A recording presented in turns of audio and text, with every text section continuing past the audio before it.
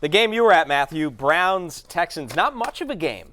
Jay, you've been saying for about 3 weeks, I feel like, it felt like the Joe Flacco situation became a little bit of a ticking time bomb, and boy, did it all burst against the Texans defense. Here's the thing with Flacco is that he's been this guy all along. Yes. Like, he's been this guy from the time. Like, he threw 8 picks in 5 regular season games. And basically he was putting up, I would say, average quarterback play. It's just that every play was like 10 out of 10 or 0 out of 10. Right. We just got a couple of 0 out of 10s at the wrong time that sunk this game. My same game parlay for that game, which for the Texans Brown game, which also cashed, one of my legs was Joe Flacco to throw an interception. Yeah. You know what I mean? I was just like, he's thrown one in every game he started. He has 8 in 5 games, as you will. And in fact, when I made my pick, and most of the guys on the desk took the Browns, I took the Texans, as did Mike Florio.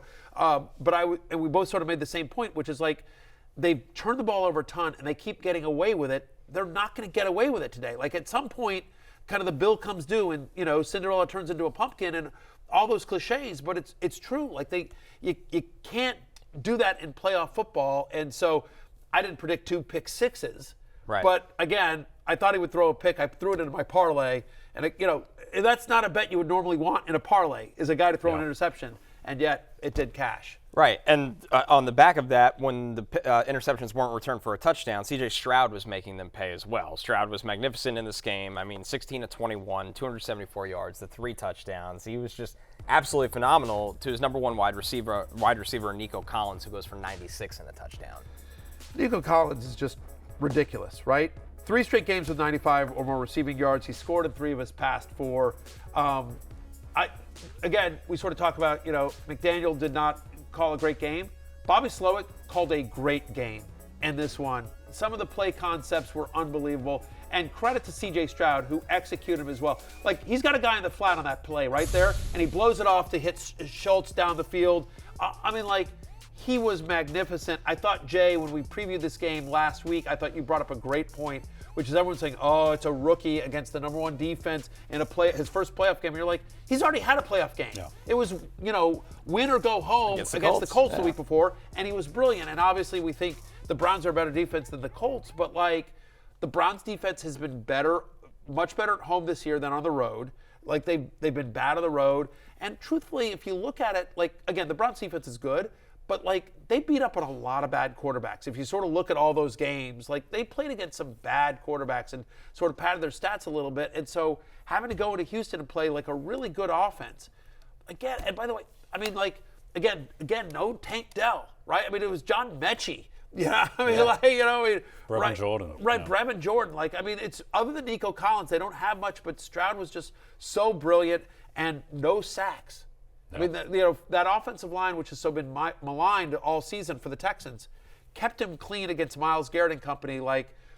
It's an awesome story for the Texans as well. My only question for you guys is that who had the more impressive weekend? No, here we go. C.J. Stroud or Matthew Berry? I'm just saying. I hit 2 parlays. I hit both my Berry's bets. It's true. My Berry's bet is 14-7 on the year. Jay, yep. Jay Croucher. 2 same-game parlays, both cash. I'm just asking. Yeah, rematch this weekend. Yeah. Right. You both have much to play for. That's exactly. That's Stroud's the favorite in that market, but it's not minus 1,000. Right, there you it's go. minus 150. Right, that's all. No, Stroud's magnificent. I've never seen jokes aside, Stroud is unbelievable. Yes. I've never seen anyone throw an easier 40-yard ball than C.J. Stroud just flicks the wrist. Comfort. It's absolutely insane. And I think the thing, to your point about Cleveland's defense, is that I think they just reached the point of no return with losing guys off their defense, but we just didn't realize it because they were playing Case Keenum and Trevor Siemian down the stretch. And a reason I like the Texans in this game was just thinking about remember that Thursday night game against the Jets, how Trevor Siemian just marched them down the field on that first drive for a touchdown? Yeah. It's I don't think the best pass defense of the past 20 years should be allowing this in any situation. And with Tunsil doing a really good job on Garrett, they just had nothing, and they just seemed like they were out of guys.